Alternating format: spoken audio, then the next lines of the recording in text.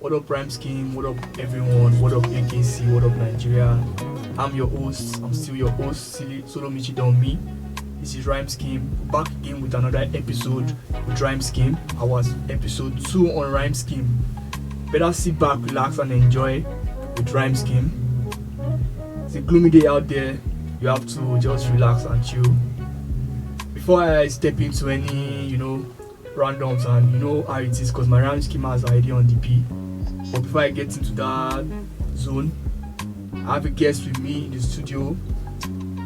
His stage name is Dewey. He has been doing excitingly well and interestingly well for himself. He's a rapper and he's also in the Afro space. Dewey, nice to meet you. Nice to meet you, Mitch. Thanks for having me here. It's a good pleasure. Before we get into our own, let's go into some interesting scoops. Today I have on my news, I heard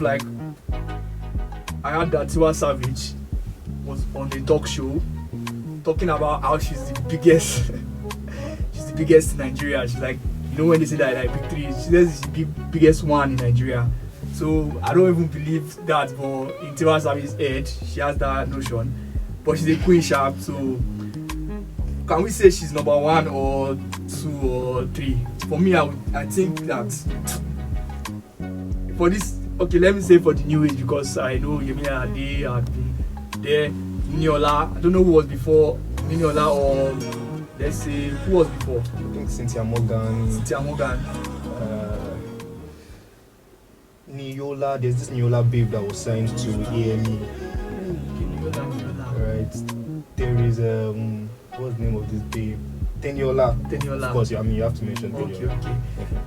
Okay. She's a queen definitely, but I would say she's not biggest one out of the whole Africa. But let's say in the female space, she's hot. She's very hot. Like, I don't mean hot as in body wise, but I mean hot as in she's on fire. She's volcanic. If you meet her, you erupt, obviously. So next on our space, Fino dropped a track. She featured Hush Puppy. You've heard about it, but Fino has been getting criticism on his track about Hush Puppy. I don't know what that's about. I don't know why people give him criticism about that track with Hush Puppy. For me, I think it's a good idea for him to, these days we do, I don't know, I would say people just come up with different ideas on how to push things. So I think it's awesome. Hush Puppy is in jail and he has been a big influence on Nigerians from his times of OG before IG, bro. OG before IG, Mr. Abbas. Come on, nobody can be like that guy again in Nigeria. Bro. Nigeria, legendary. Come on, Hush Puppy, if you are listening to this, come home, we're waiting for you. Free my boy. Free Hush Puppy, for real, free Hush Puppy. Bro. So I don't know why he's getting a backlash from all this, from the criticism. But I think it's about this thing. People don't like let me say the stereotype on it or whatever it is that they claim that criticism about. So next, I think UNICEF now. UNICEF has dropped a song apparently for the end of polio. I don't know. It's making me laugh because I don't think polio. Okay, it's good to make a world peace song. It's good. Music always uses so, and it ends this thing. But to say the music will end polio, that's another face on its own. But perhaps they are coming from the awareness perspective, maybe to make people more aware about polio. I don't think they can end it except there's some innovative medicals that comes up. Because my mind was polio news, UNICEF, and I'm like, where did that play? But since you explained it now, it's getting more different to me, because you said awareness. Okay, awareness about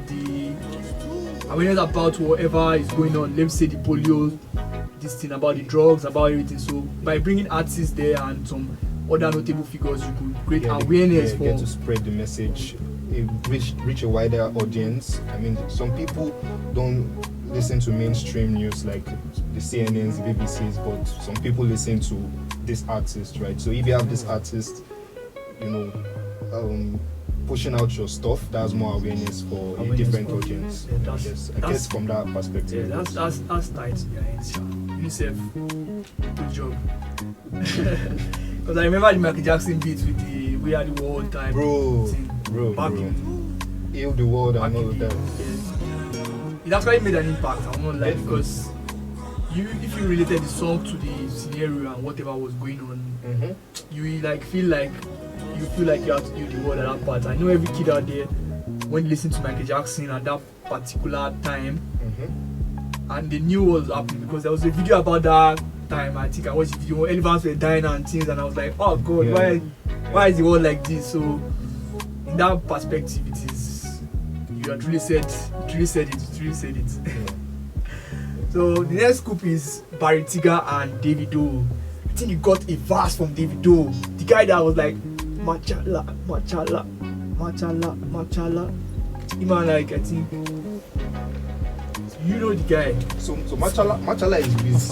Let me check. Yes, machala is with. Okay. So Barry Tiga and let's say that content creator Kata Ife. Okay. They dropped a version of their own song. Yes, that's machala. I want to be like Mashallah. That's so like now Barry Tiga now has a verse with Davido. Oh. So in their efforts to like jail whiskey to like drop down. Yeah. So like I think at the end of the tons of things like Davido blessed him with the verse and that's a big one on his part. So definitely, I mean, to have a verse from Davido, bro, either way, even if it's PR or whatnot, it's still like it's a big thing. Because it's like the Drake effect. Davido is almost like the Drake effect on Nigerians. Yeah, definitely. Give you a verse or like bless you the audience and you are in that space, Exactly. So big ups to David, big ups to Big Praise everyone out there. Yeah, supporting again, it's like supporting the grassroots, right? Yes. If that thing happened, perhaps for instance, the guy you're mentioning. Yes, nobody will. You understand? So whatever the context, I haven't listened to it, but I hope it's nice. I guess it is catchy. Like, it's catchy. Okay. There was a, like I said, there was almost like a scheme towards. That's why it rhymes scheme. There's always like a scheme towards getting to your ends. So the scheme was like, okay, let's job Babanla to let's see if he will bless us with this thing. But God works in mysterious ways. What up? Yeah. So now Wandiko drops an extended version of his song again. So he gave us another view of like the original song again. You get the rhyme scheme. Yeah, you get the rhyme scheme. Bro, see what rapper does to you once you're a rapper. This is the scheme behind it. So bro, the scheme behind it, like he extended the version again. Do you understand? Extended the version again to give us like that was coming from his 2020 Realm EP. That was when that EP dropped. Realm. So I feel like with Wandiko, you can't go wrong.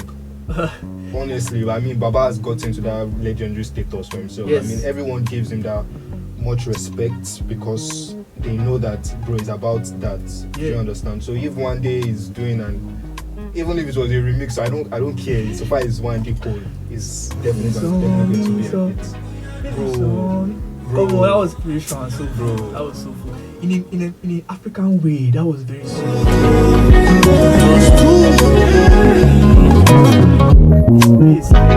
I will not feel like African I like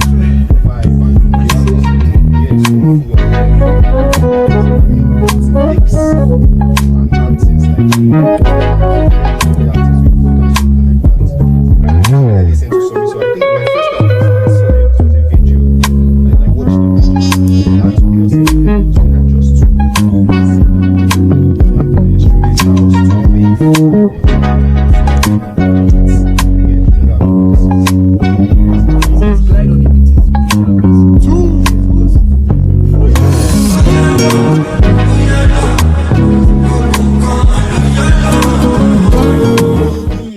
from, everybody sings, and for me, when I first had what a sound, when I discovered what the sound was, I can't remember, but I'm trying to reference it to him.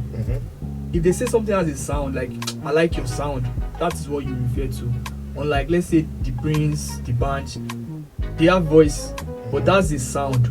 It's trying to, like, bring out something, like a cat makes, like, his own sound. That's the sound. Different from you hear one day and you know straight up this is one day. Even though the Fireboys today are trying to sound like, there are some things that Fireboy would do and we'd be like, is that not one day? But even himself, he still references. I don't want to kick back on them because it's all about us right here. That's so. But we have to. I know that they pick from, they draw from the past, because the future cannot be definitely, of course, be alright without the past. Definitely looking at the past and drawing all you can from the past, like it's almost like that avatar sense thing, all the avatars from the old past will give you like knowledge, and you will win in this age and type. Oh, so now we are going to our music video aspects. Now we have a new visual by Tiwa Savage, Forgiveness. So that one just came out by her. She just dropped it, like it's a recent, very recent, probably really recent. She just dropped her visual. So you know what Tiwa Savage is about. Everybody knows. If I say Tiwa Savage or Forgiveness, you already know how it will go without watching the visual. Like I want you to have a mental picture, but you should see the visuals too. It's pretty awesome.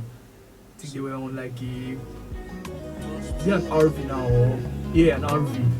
They were on her and the guy went on RV. I don't know. She was all about she was all up in it too. So do you have an idea of who shot it? No, I don't have an idea of who shot it. I watched the video, but I watched yes, because it just dropped pretty recent. Okay. So but I just got an idea of how the music video go. Like before there was Brent and Wiz dropped the video. I didn't know how Wizkid was going to do. How Baba steps out, how his own movement. I didn't know. I had an preconception of the normal Machala vibe. That type of thing. So even with Tiwa, except she wants to like blow our mind. So I will not know how it will go. How to go, yes. But I didn't know like that's what happens with most people, like shoot with the same guys and the same concept and not trying to shift their base. Yeah. So we already fed up with like we're fed up with like the same thing now, eating the same thing you are feeding us. That's why we're here right now. We're here right now showing you something different. What up? Def. So memes. Let him cook. So our album now, Memes. Like his name is Memes. He dropped an album. Can't you guess the rhyme scheme? The rhyme scheme on that album was dope. Like the wordplay was dope. Okay. Do you want to get the title of what he dropped? Yes. He titled the album By Any Means.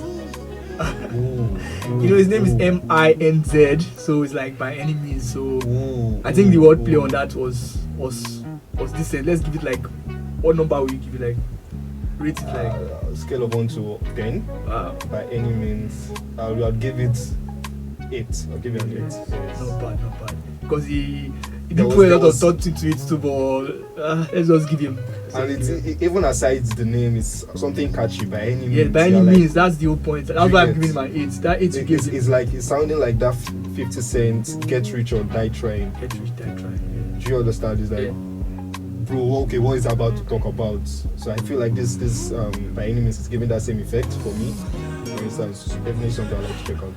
Yeah, everyone check out that. Rhyme schemers are already on it. We have people, we call them rhyme schemers, people that are already on this music thing. Like those rhyme schemers, they search out music that are not generally known by the public. They dive deep into the space that we're in right now. They find what they truly love, what they are passionate about, what touches them, like on a personal level, even on like I said, fast food music. We're already fed up with like everything you give us. So we're here right now. Back to regular scheduled programming with Rhyme Scheme. I'm still with Dewey up here at Rhyme Scheme. And Dewey is a conscious rapper. His lyrics are transcending. He's embedded in his aura as a human being. The way he presents his songs and everything is embedded into the kind of person he is, his experiences and whatnot, you know, and his influences wherever he draws that from. But I know he's conscious in his rap, and listening to some of his beats, he also infuses Afro.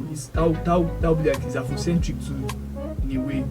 Minus being a rapper, minus being a conscious rapper. So if you imbibe Afro into your rap, you become an Afro rapper, and that makes you African, because Afro is African, black African, with our beats, with our culture and everything.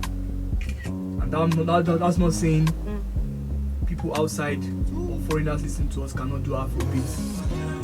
They can, but this is embedded in culture, like the way hip hop is culture for you people. This is culture for us. So Dewey, nice to meet you, Dewey. I'm still glad to have you up here. Yeah, same here too, brother. I just did a bit about you, but I want you to really tell people what you're about, how your journey has been, your recent release, your name, your government's name, where you're from. Are you believing in God? Those type things. Let them know what you're about, what you really want them to know about you.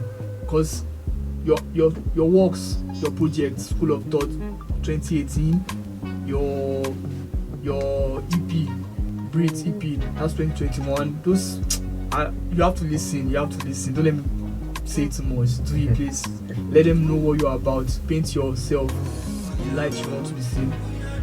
Okay, first and first, thanks my nigga for having me here. I really appreciate the opportunity, right? And I mean, you said quite a number already. Everyone, I'm Dewey. So Dewey stands for, well, I gave it the meaning, don't underestimate your intuition, right? Volcanic, that's so it's an acronym. That's volcanic. Although it has its own African origin, right? Fire, that's volcanic. Yeah, but I gave it that meaning because intuition actually plays a huge part in us, for us. So don't underestimate your intuition. It's kind of like that drive wherein, you know, there are things you feel, there are things you know that are right for you, but because of the environment or situation of things, you might want to, you know, dive and conform, right? And I'm not trying to say conformity is not a good thing, right? But at the same time, we should understand that we are humans.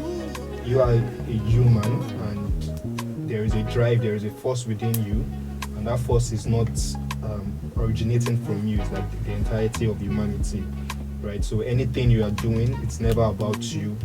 It's about something bigger than yourself, right? However, whatever you choose to believe in is always about something much bigger than yourself. So yeah, I mean, I am a rapper. On some days I am not, right? Yeah, but I definitely know that I am a creative person. I'm one who literally creates, right? So be it music, be it art, be it fashion, be it tech, right? I definitely, I'm one to create something. I'm a kind of person that I come into a space and I'm looking at, okay, how can I optimize, or how can I do things differently, right? From what's the norm, and see, you kind of see the impact of that.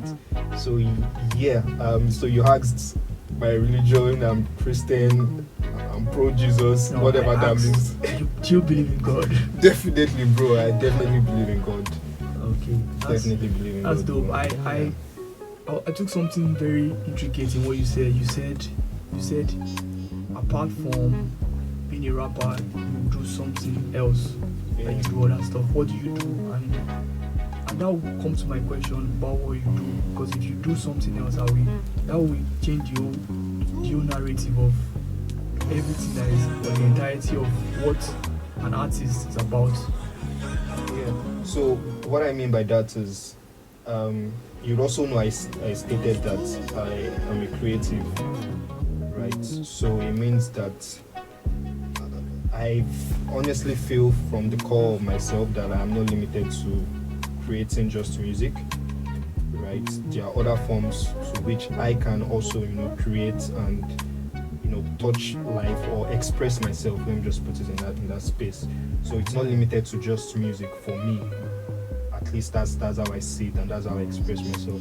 So for instance, I mentioned tech. I'm also into that. I don't want to go deep into it, right? Because I feel like that's not the discussion for this conversation. But pretty much the fact that I not limited, it means that I can always, transform, just like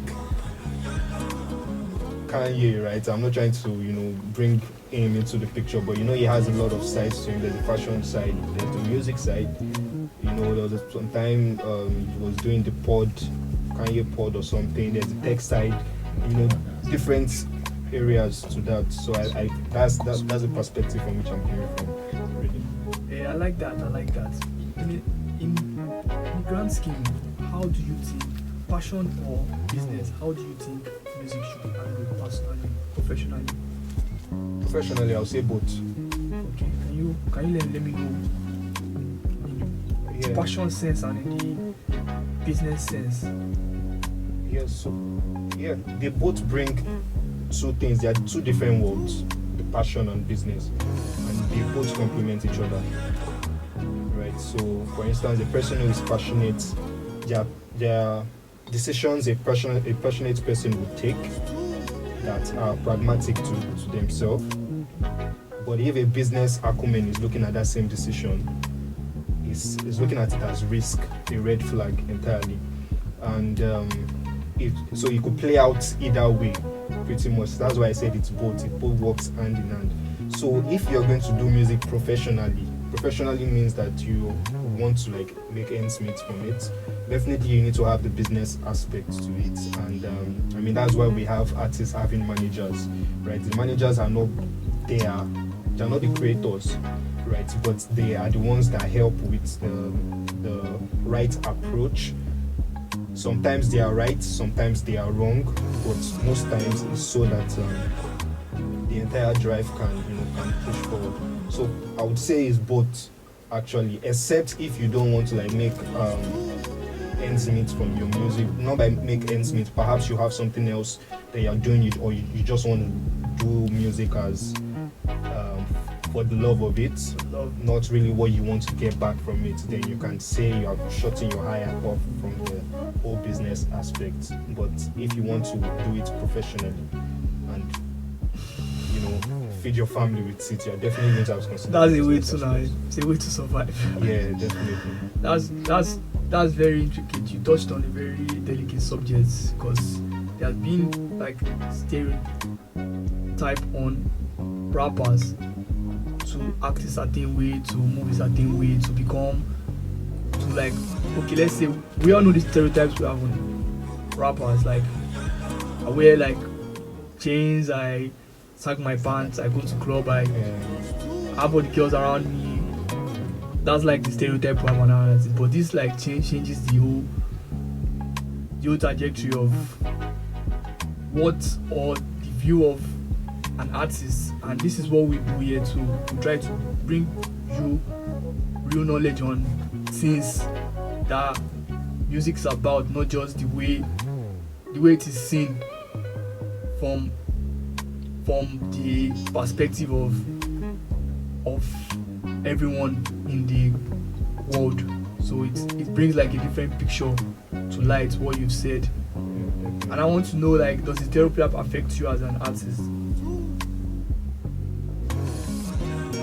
Yeah, it does.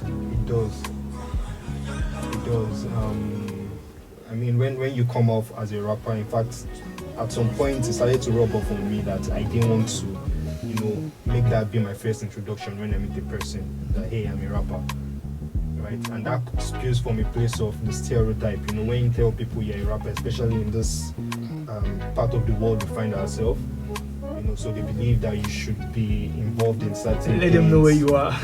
Let them know where we are in real Nigeria, time. in Nigeria, Yeah. right? So they believe that you're about something. People see rappers as radicals.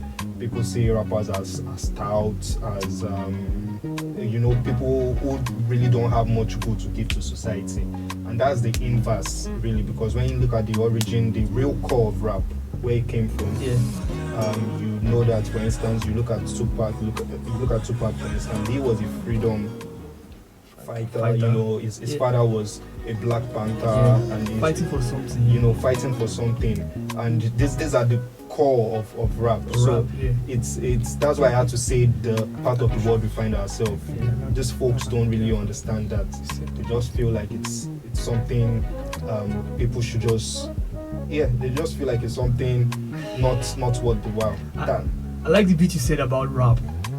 People don't know this, but there's a notion about rap that people don't understand. Be honest, people will say African music is the origination of music and sound. Rap is embedded and hip hop is embedded in culture, and that is one of the things you have to know. I know this because, like, when I want to listen to foreign rappers, I listen to rappers by district. You know what they call district? Like, they have like different locations, different sets, different from their culture. Be it the gangbanging section, but let's go back to NWA, Ice Cube, Yella, and those people. That is culture. They were when they started releasing, they were fighting for something. They were fighting for their culture as Black African Americans abroad, slavery, nigger. So that is embedded the same way Afro is embedded in our genes as Nigerians. And saying about that is not saying that Nigerians, South Africans cannot do rap, or foreigners cannot do Afro beats. But it's culture based. That's what I'm trying to say. It's culture, is in our genes. Yeah, and if you look at it, the kind of rap that hip hop, the kind of rap we do is different. You can't fully call it categorically hip hop, because of course, for instance, Olamide, when he still used to be a rapper, he used to rap in slangs, our own tribal language, right?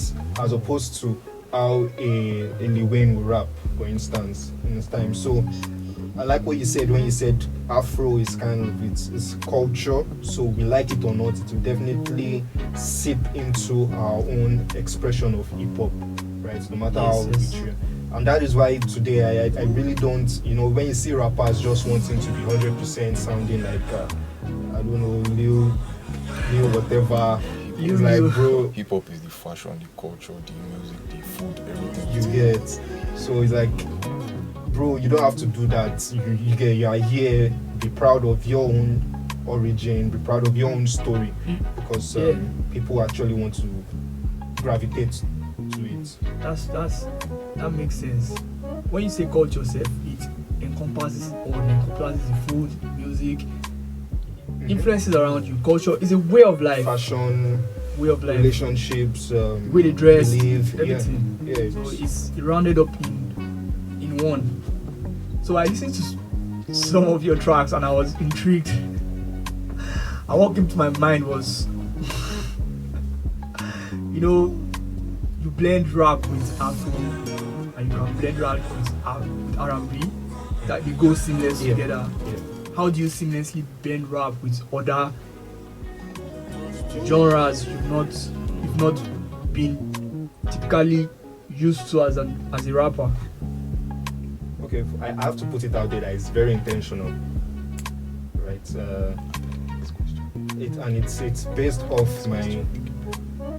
off so I have to put it out there that it's very intentional, and it's based off what I got from my fans, like the feedback I got from my fans. So I'll give you an instance. So I had my first body of work was School of Thoughts under the name Shozi. right? Its body of works, and That was volcanic too. bro, School of thought, volcanic, volcanic. Definitely, that's my baby. Always stands out. So it was 8 records, straight up hip hop, right? Do you understand? Like, it was just bars, and of course the consciousness of everything. And then I got the feedback from my fans. A couple of them loved it. Quite a number of them loved it. But also feedback in terms of, hey, you sound really foreign. Do you understand? It would be nice if we can, get a feel of what is this feel based off our culture and all of that. So it was conscious when Yeah. when you want to blend seamlessly with like another genre is conscious. Exactly. Yeah, so I my last body of work project I put out was Breed the EP. 4 records on the body of work, very dope. You can always stream it on all streaming platforms. Search for me, Dewey, and you will find it there. And for upcoming records or upcoming body of works, keep in touch. I guess that's it. Okay. People should stream, do Yeah. Breed the EP, and I think you should go to and see School of Thoughts to know how the transition has been. Yeah, so School of Thoughts is only on SoundCloud. It's not on other streaming platforms, just SoundCloud.